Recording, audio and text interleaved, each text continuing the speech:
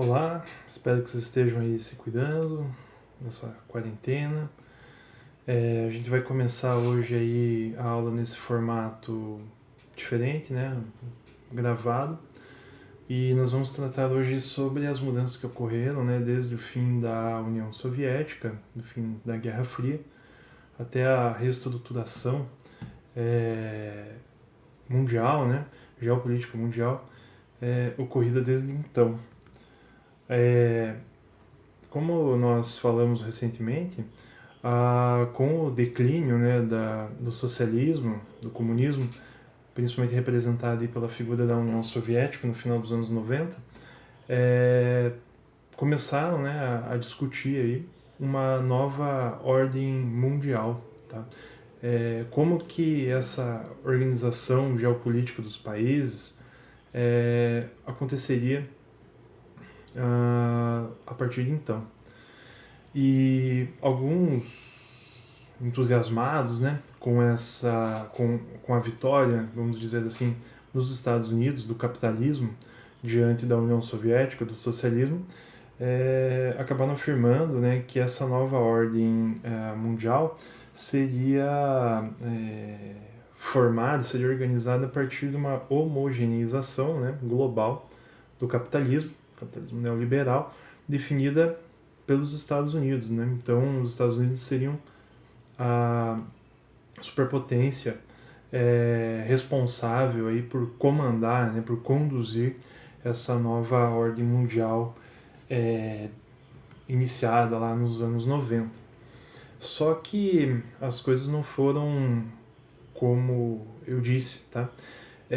Alguns problemas, alguns antigos, outros novos, acabaram emergindo, né? Acabaram ou voltando ou ganhando mais importância nesse contexto, e o que acabou desanimando um pouco os entusiasmados, né, com essa nova ideia, né, de um capitalismo global, né, em escala global. Eu trouxe aqui o exemplo para vocês, né, de um conflito étnico que era uma coisa bastante comum no período da Guerra Fria, mas que logo em 1994 ocorreu, né, na África, em Ruanda, uma antiga colônia belga da África, no qual, né, 800 mil pessoas morreram em cerca de 10 dias, num conflito, num genocídio, tá, entre dois grupos étnicos distintos, né, os Tutsis e os Hutus. E então isso ilustra que coisas do passado que se julgavam então estarem resolvidas, né, na verdade vão continuar e tal. E outras questões acabaram ganhando um novo fôlego, né, um novo foco. Então esses novas, na verdade, não são tão novas assim, já que as questões sempre estiveram presentes, né, mas elas acabaram recebendo uma atenção maior com o final da Guerra Fria. Como, por exemplo, a questão da exclusão social, a imensa quantidade, né, de pessoas miseráveis no mundo, questões ambientais, né, esses problemas ambientais, e o terrorismo, que é algo relativamente novo, que nós vamos comentar daqui a pouquinho, um pouco maior sobre ele. Só para a gente ter uma noção, né, nessa imagem aí, cerca de 26% da população da América Latina, incluindo aqui no Brasil, beirava mais ou menos esse percentual, vivia na miséria no final dos anos 90. Então essa nova ordem mundial não mudou a realidade de muitos países, de muitas regiões, né? Como a gente nota aqui com esse exemplo, né, da imagem. E se aquele mundo bipolarizado acabou, o que veio então? Tá? Isso é bastante discutível, tá? Não tem um consenso do que substituiu essa ordem bipolarizada. A gente vai ver, vai falar um pouquinho de cada um deles, da ordem unipolar, tá? Da ordem multipolar e da ordem que junta tudo aí, né? Unimultipolar. E essas três tendências, né, tentam explicar mais ou menos a reorganização do mundo.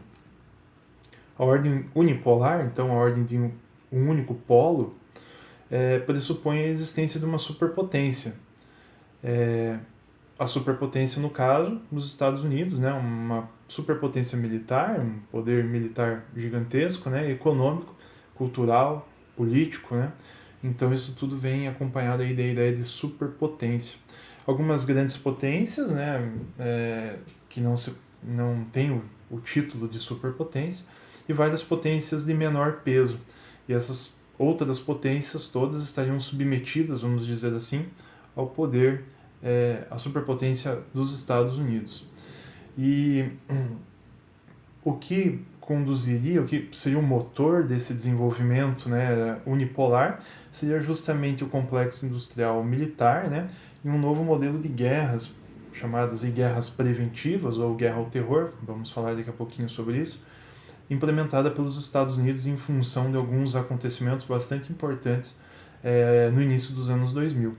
Então, a ideia do unipolar seria mais ou menos isso, tá? Um único polo de poder comandando tudo. E esse polo seria né, os Estados Unidos.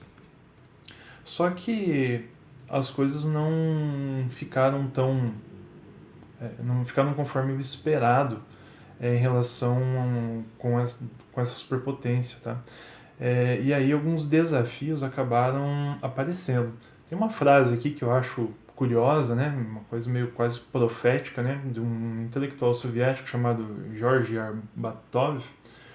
E lá em 1989, então, portanto, às vésperas, né, do fim da União Soviética, ele afirmou aos Estados Unidos o seguinte: nós vamos fazer algo terrível a vocês, né? Vamos privá-los de um inimigo. Com a mudança aí da perspectiva geopolítica baseada na indústria do anticomunismo, né, a insegurança causada pelo terrorismo, né, e pelos estados que apoiam os terroristas prevaleceu, tá, sobretudo nos Estados Unidos e nos países da Europa Ocidental. E aí é uma questão complicada, né, porque durante a Guerra Fria sabia-se quem eram os inimigos, né? Sabia-se quem eram os comunistas, né? Onde eles estavam, quais armas eles utilizavam. Mas com o final, né, com o fim da União Soviética, os Estados Unidos perderam aí o seu grande rival, tá? O seu grande inimigo. E aí uma outra força importante assume o papel, né, de rival dos Estados Unidos, que é o terrorismo. Na imagem aqui do lado a gente nota, né, alguns membros do Talibã, um exemplo de grupo considerado terrorista.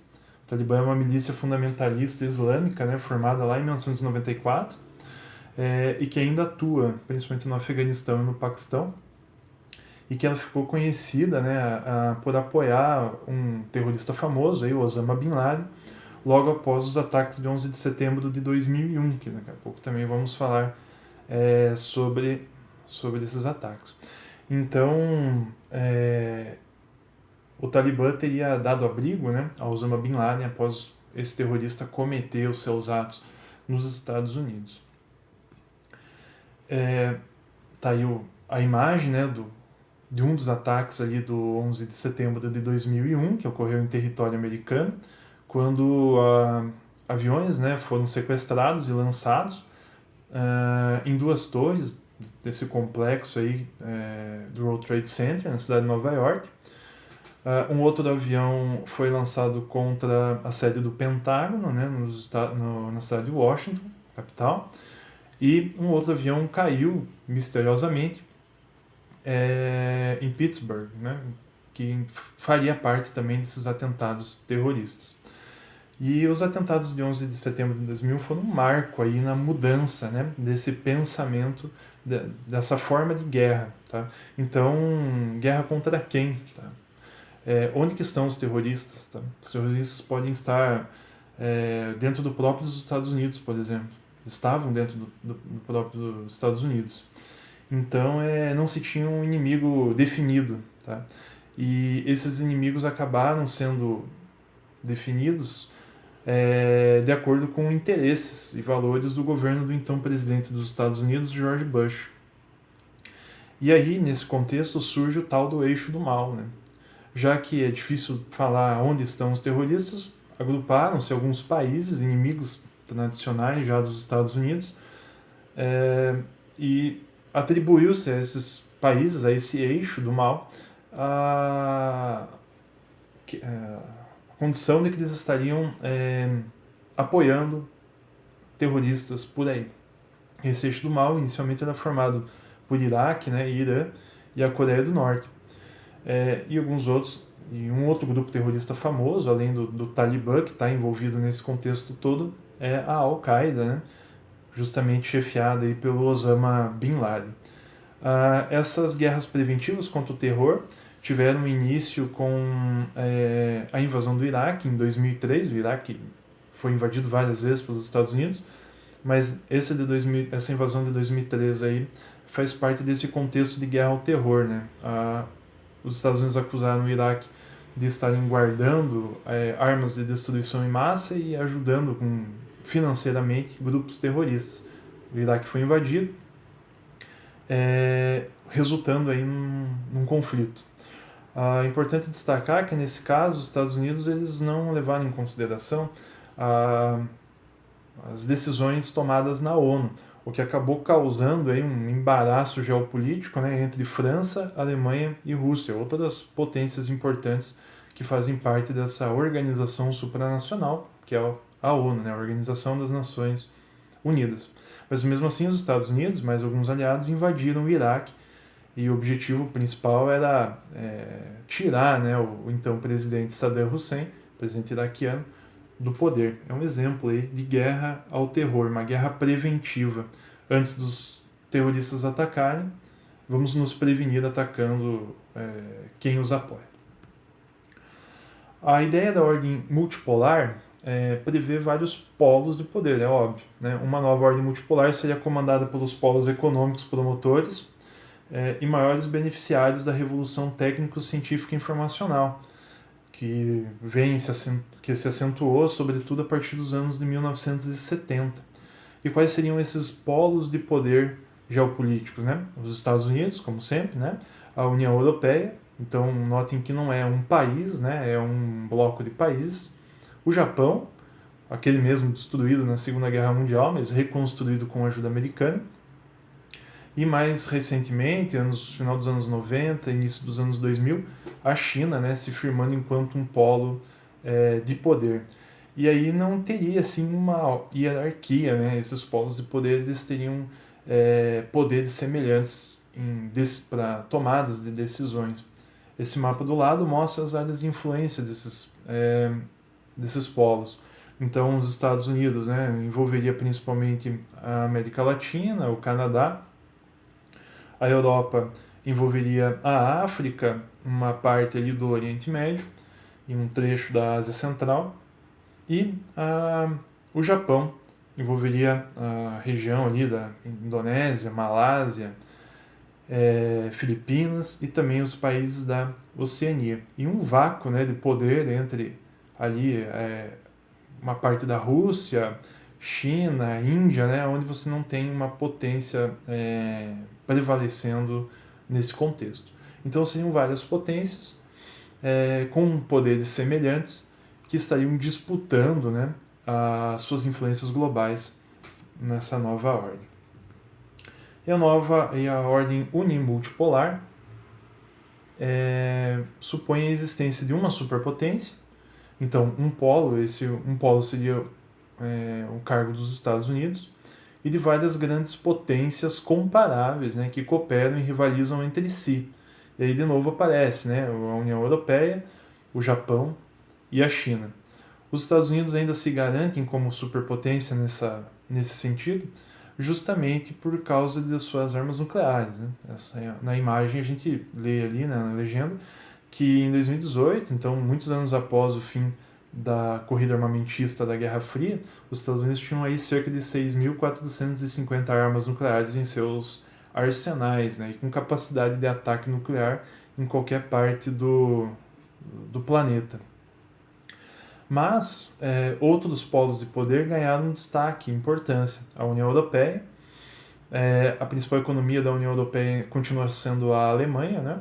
Mas a União Europeia tem uma moeda própria, né, o euro, que faz frente aí com o dólar, por exemplo, né, nas negociações internacionais e tal, né? E o Japão, tá? Aparece também em destaque ali. E, recentemente, a China também. Então seria uma superpotência e várias outras grandes potências disputando essa ordem, nossa nova ordem, né? Então a gente chamaria isso de unimultipolar. As mudanças ocorridas após a Guerra Fria, a ordem bipolar, o mundo bipolarizado, resultaram também numa nova divisão dos países. No período da Guerra Fria, era muito comum falar nos países do leste, enquanto sendo sinônimos de países socialistas alinhados à União Soviética, principalmente, e ao oeste os países capitalistas. Né? Ou aquela teoria dos mundos, né? A antiga teoria dos mundos, primeiro mundo, segundo mundo e o terceiro mundo. O primeiro mundo, né, os países capitalistas desenvolvidos, o segundo mundo, os países socialistas, e o terceiro mundo seriam os países capitalistas subdesenvolvidos. Né? Então essa seria a ideia da Guerra Fria, do período ali da Guerra Fria, e ela deu lugar, né, deu espaço a uma nova organização baseada em critérios de desenvolvimento econômico, né, do capitalismo. Então, com o fim do socialismo, pressupõe-se que praticamente todos os países do mundo, né, fossem capitalistas. Sabemos que tem exceções nesse caso. E esses países todos seriam divididos em dois grandes grupos. Tá? Os países do norte são os países capitalistas desenvolvidos e os países do sul, os países capitalistas subdesenvolvidos. E esse mapa, prestem atenção nele, lembrem-se dele, porque ele é muito comum de aparecer aí em provas de vestibular e coisas do tipo, perguntando do que se trata esse mapa com essa linha esquisita, né, dividindo os países mais ou menos ao meio.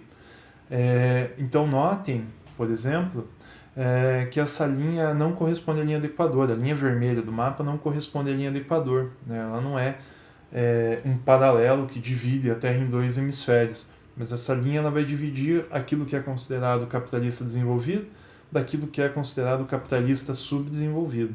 Os países em verdinho, capitalista subdesenvolvido, países em amarelinho, capitalistas desenvolvidos. E nesse caso, colocado aí no grupo, né, a Rússia, como um país capitalista desenvolvido. Né, o principal, o que sobrou aí da União Soviética, assim, em maior volume territorial e populacional, está incluído aí junto como um país capitalista desenvolvido. E uma pegadinha clássica desse tipo de mapa, né, é a localização, a qual dessas regiões, né, faz parte a Austrália e a Nova Zelândia. Se vocês olharem, né, a Austrália e a Nova Zelândia ali, aquele arquipélago a sudeste, mais ou menos ali da Austrália, eles estão pintados de amarelo, mas geograficamente falando, do ponto de vista físico da coisa, são países localizados no hemisfério sul da Terra, mas que por esse lado, né, a partir dessa ideia, foram incluídos enquanto países do norte, tá? Por serem capitalistas desenvolvidos, por mais aí que tem um passado colonial.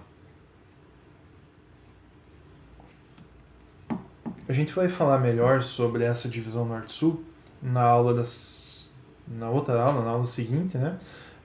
Quando trataremos aí da divisão internacional do trabalho, porque essas relações entre países do norte e países do sul, elas têm detalhes importantes que nós precisamos estudar. Mas também a gente pode chamar os países do norte como países do centro e os países do sul como países da periferia do capitalismo. E a China, né? A China nessa nova ordem merece um destaque à parte, tá? Em algumas décadas, a China tornou-se um ator geopolítico e econômico e geopolítico indispensável. E a China vem buscando a construção de uma ordem mundial multipolarizada, né, com reduzida influência dos Estados Unidos e da União Europeia, além de privilegiar, né, o estabelecimento de relações bilaterais. Se vocês olharem nesse gráfico aqui ao lado, vocês vão notar que o produto interno bruto, né, a soma de tudo aquilo que é produzido em território chinês, teve um aumento gigantesco, né, do final dos anos 70 até 2017. Esse aumento aí foi mais ou menos 150 bilhões de dólares. Foi de, né, 150 bilhões de dólares para 12 trilhões de dólares, o que posicionou a China na segunda posição aí, de riqueza, né, de PIB dos países. Pega os países mais ricos do mundo, com relação, levando em conta o PIB, a China aparece em segundo lugar, diante desse forte crescimento de suas riquezas. Só que essas riquezas, né, a gente vai falar daqui a pouquinho ali, tem relações diretas com indústrias vindas de outros países e tal. E nesse sentido, é importante entender que a China busca essas relações bilaterais justamente para tentar, né, atrair investimentos do seu território, do seu país, e também vender, né, o que é produzido, muita coisa produzida na China, para esses países. Então são relações que favorecem os dois lados da negociação. Tá? Então, relações bilaterais. E é importante destacar, né, esse embate da China com os Estados Unidos. A gente vem acompanhando o jornal, nos jornais, né, as medidas protetivas, né, da economia tomadas pelos americanos, tomadas pelos chineses, e uma guerra comercial ocorrendo entre esses dois países atualmente. Além disso, né, a China vem buscando aí uma consolidação como potência militar, né, e como um dos líderes políticos e financeiros internacional. Essa questão militar chinesa é bastante complexa, né, e envolve até mesmo a construção de bases, bases aéreas, bases navais, em ilhas artificiais, né, numa região de disputa, no caso ali o Mar do Sul da China, como a gente nota na imagem ao lado. Os chineses, eles, vamos dizer assim, aterram, né, corais do Mar do Sul da China, constroem ilhas artificiais e militarizam essas ilhas, né, com pistas de pouso, instalações para funcionamento de navios e coisas do tipo. Essa região, historicamente, ela é contestada, né, por diversos países ali vizinhos à China, e a China ela vem tomando esse território, né, instalando soldados e equipamentos militares por ali para garantir a posse, né, desse território marítimo.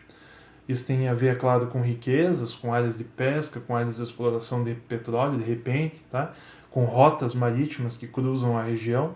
Então é importante, né, para a China a consolidação enquanto uma potência militar e também a tomada desse território, a garantia, né, desse território diante de seus países vizinhos. E uma notícia recente tem relação com uma proposta de retirada, né, de indústrias de diversos países da China, que começou com o Japão.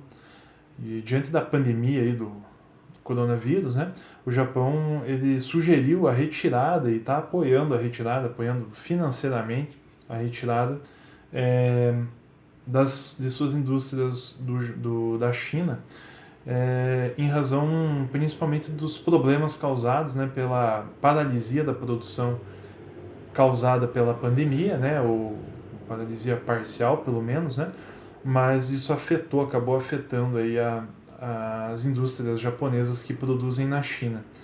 E outros países estão pensando em seguir ideias parecidas. E os Estados Unidos, né, também já indicaram a possibilidade disso ocorrer, claro. Isso é importante, né, porque a economia chinesa ainda depende das indústrias estrangeiras instaladas em seu território, né, e sua balança comercial envolve, sobretudo, exportações para os países, né, ocidentais e as importações que a China faz desses países também. Então, uma desindustrialização, ou pelo menos uma desindustrialização parcial da China, poderia ser provocada pela retirada de indústrias multinacionais instaladas em território chinês. Isso é uma coisa que preocupa, né, os governantes chineses, os dirigentes chineses, pois efetivamente vai ser um impacto, né? Pode ser um impacto financeiro para o país. Então a China, ela nesse ponto, né, é uma questão complicada para ela se garantir, vamos dizer assim, é, economicamente falando, né, já que ela é dependente de outros países. A globalização vem nessa nova ordem mundial. Nós vamos falar dela melhor aí no futuro, porque é um assunto que não dá para esgotá-lo aqui, né? E a globalização, a história da globalização, né, ela está associada, ela é a história do desenvolvimento do capitalismo. Tá? Tanto a história, do ponto de vista de desenvolvimento temporal da globalização, quanto a própria geografia, né, os territórios envolvidos com essa globalização. E assim como o capitalismo, a globalização é um processo civilizatório, né, simultaneamente econômico, social, cultural, político, de longa duração, né, com ciclos de expansão e retração, rupturas e reorientações. O que isso tudo quer dizer? Né? Que tanto o capitalismo quanto a globalização, eles vão ali, né, tendo crises e se reajustando, se reorientando, se adaptando aos contextos, né, históricos e geográficos do momento, dos territórios e assim por diante. O motor dessa globalização, atualmente falando, né, é a questão do consumo, né, o consumismo também vem atrelado a essa ideia do consumo, aquilo que você compra, por exemplo, sem ter uma real necessidade, pode ser considerado um consumismo, e a obsolescência, né, as coisas que estragam, são pensadas para estragar, né, elas são feitas de tal modo, né, para estragar, elas se tornam obsoletas do ponto de vista técnico da coisa, né? Os celulares estão aí para não me deixar mentir, né? Que se você tentar ligar um celular mais antigo seu aí, ele até liga, né? Mas não funciona. Porque os aplicativos, a capacidade do celular não dá mais conta de fazer as coisas funcionarem nele. Isso também é uma forma de obsolescência, tá? Então as pessoas consomem porque sentem a necessidade, né, de substituir os seus equipamentos antigos porque eles não funcionam como deveriam funcionar. Um exemplo disso, né, desse consumismo, é o lixão, né, de eletrônicos lá de Gana, né, na capital Acre, onde são depositados aí, milhões de toneladas de lixo eletrônico provenientes de todas as partes do mundo. E o pessoal vai lá, né, trabalhar no lixão para tentar sobreviver, tá? Crianças, velhos, mulheres, né, todo mundo ali tentando tirar alguma coisa de útil, né, de valiosa desses lixos eletrônicos. É uma atividade complicada, né, envolve aí riscos à saúde, já que tem que queimar, né, componentes que podem lançar algum tipo de causar algum tipo de intoxicação e etc. Mas é um modo de vida, de subsistência, de existência de algumas pessoas em diversos lugares do mundo. Tá? Então isso também é uma consequência do desenvolvimento global, né, incentivado aí pela ideia do consumo e o consumismo. De modo geral, as perspectivas atuais da globalização e do capitalismo se caracterizam pelo crescimento de megamercados, pela internacionalização das finanças, por uma nova forma de divisão do trabalho, que é o nosso próximo assunto, né, da próxima videoaula, e por mudanças na natureza dos estados. Né. Você sai daquela ideia de um estado nacional, como era muito comum até o período da Guerra Fria, em que o estado se comprometia com o desenvolvimento da nação, né, e etc., e passe a ideia de um estado que se adapta às exigências da economia global. Um estado que funciona em prol do neoliberalismo, né, em prol do capitalismo associado, né, atendendo, muitas vezes, os interesses das megacorporações e assim por diante. Um exemplo de mega mercado, né, aqui no mapa do lado, a gente nota a APEC, a Associação Econômica da Ásia e do Pacífico. Não chega a ser um bloco econômico, que também são exemplos, né, os blocos econômicos são exemplos de mega mercados, mas é uma cooperação, né, é um fórum de cooperação econômica que envolve uma série de países banhados pelo Oceano Pacífico, né, países da Ásia, Oceania e da América, né, do Norte e América do Sul, principalmente. Então é uma cooperação criada em 1989, né, que busca o livre comércio em toda a região de abrangência de seus membros, né, de seus países membros, e reúne aí países como China, que entrou em 1991 na APEC, e os antigos rivais, inclusive, tá? A Rússia, que entrou na APEC em 1998, e os Estados Unidos, que estão por lá desde 1989. E também essa internacionalização das finanças tem relação, por exemplo, com a supremacia, né, de organizações financeiras internacionais, né, como o Banco Mundial e o FMI, além de algumas outras instituições criadas, né, inclusive pela China, né, com uma ideia parecida de ajudar, entre aspas, né, o desenvolvimento financeiro de países, e uma proposta de criação de um banco do BRICS, né, do Brasil, do grupo, né, formado aí por Brasil, Rússia, Índia, China e a África do Sul. Então você tem uma economia internacionalizada, uma economia dependente uma das outras. Isso é comum, né, de aparecer, por exemplo, quando se trata de crises financeiras globais, né? As crises começam em um país, em uma região, e em questão de alguns meses elas se alastram, né, para outras regiões, para outros países, e ali vão tomando proporções vão tomando proporções diferentes. Tá? Então isso acontece porque na globalização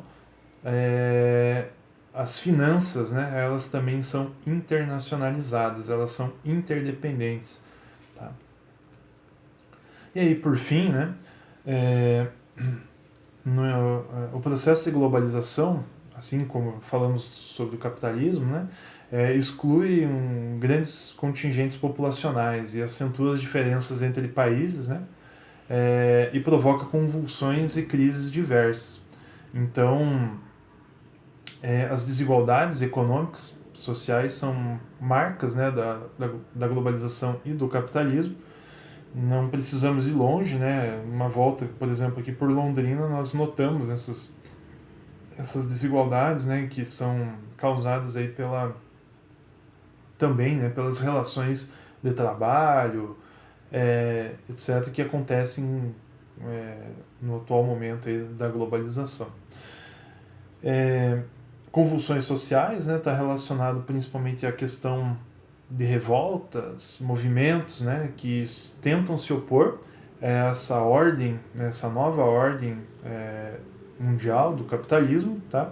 Um exemplo curioso, né, essa imagem aí da manifestação dos coletes amarelos na França, né, que ficou famosa aí no ano passado, e a gente nota, né, um manifestante na rua, né, envolto ali por bomba de fumaça da polícia, que está lá ao fundo, né, e uma senhora ali, né, filmando tudo, se divertindo, né, dentro de um símbolo, né, dessa economia globalizada, que são as redes de fast food, no caso aí o Burger King, filmando o que estava acontecendo ali, tá? Então é um contraste, é um exemplo banal aí, né, simples de contraste social. Então, de modo bem geral, né, as mesmas forças produtivas, né, da globalização e do capitalismo produzem tanto a integração quanto a fragmentação. E as desigualdades se reproduzem em todos os níveis e lugares. Tá? Então é uma contradição. Né? Essa forma como o capitalismo se desenvolve, consequentemente a globalização se desenvolve também, ela é contraditória. Tá? Mas é assim mesmo que ela se sustenta nas contradições. E o resultado disso é sentido em níveis variados, e a gente sente isso nos lugares, retomando aquela ideia, né, do que seria o lugar, né, o espaço do dia a dia, né, o espaço onde nós vivemos. A gente sente essas forças, essas ações, né, é, nos lugares, no nosso dia a dia. Tá? Então, sobre isso, sobre o assunto, seria isso, tá? É uma explicação resumida, né? Apesar de não ser tão curtinha assim, né? Eu sugiro que vocês retomem, né, os slides da aula, baixem esses slides, releiam e anotem, né, caso tenham algumas dúvidas, etc. A gente conversa melhor em um momento aí oportuno e podemos marcar, né, um momento para tirada de dúvidas e coisas assim. Mas é importante retomar o vídeo, retomar os slides e responder as questões propostas sobre esse assunto. Então, é isso que eu tenho hoje aí para nós, né? Espero que vocês aproveitem. E qualquer coisa, entre em contato comigo que eu estou à disposição.